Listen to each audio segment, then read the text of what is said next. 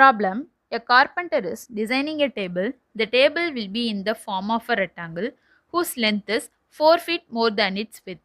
How long should the table be if the carpenter wants the area of the table to be 45 square feet? இப்போ ஒரு carpenter வந்து ஒரு டேபிளை design பண்ணுறாங்க.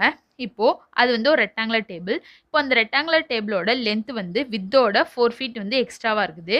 இப்போ அந்த கார்பெண்டருக்கு டேபிளோட ஏரியா வந்து 45 ஸ்கொயர் ஃபீட் வேணும். அப்போ அந்த டேபிளோட லாங் எவ்வளோ வேணும்னு சொல்லிட்டு கண்டுபிடிக்கணும். இப்போ தான் கண்டுபிடிக்க போகிறோம்.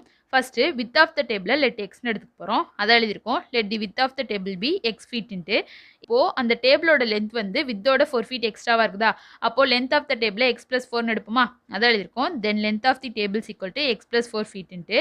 இப்போது area of the rectangle formula என்னது? லென்த் இன்ட்டு பிரெத்தா. இப்போ லென்த்தை எக்ஸ் ப்ளஸ் 4னு எடுத்திருக்கோமா? இப்போ பிரெத்தை எக்ஸ்னு எடுத்திருக்கோமா?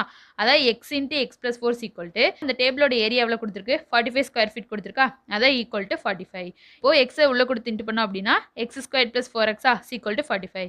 இப்போ 45 ஈக்குவல் டு இந்த சைடு கொண்டு வந்தோம்னா மைனஸ் 45 அப்போ x square plus 4x minus 45 equal to 0. இப்போ 4x 9x மைனஸ் 5xன்னு எழுதிக்கலாமா? அதான் எழுதியிருக்கோம் x square plus 9x minus 5x minus 45 equal to 0ன்ட்டு.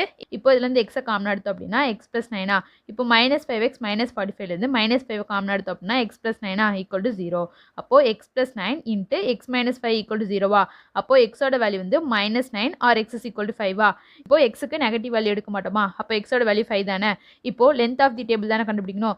இப்போ லென்த் ஆஃப் தி டேபிளை எக்ஸ் ப்ளஸ் 4 ஃபீட்னு எடுத்துருக்கோமா? இப்போது hence length of the tables equal to இப்போ எக்ஸுக்கு பதிலாக 5 சப்ஸ்டிட் பண்ண போகிறோம் ஈக்குவல் டு 5 ப்ளஸ் 4 இப்போ 5 ப்ளஸ் 4 எவ்வளோ? 9 அப்போ hence length of the tables equal to 9 feet.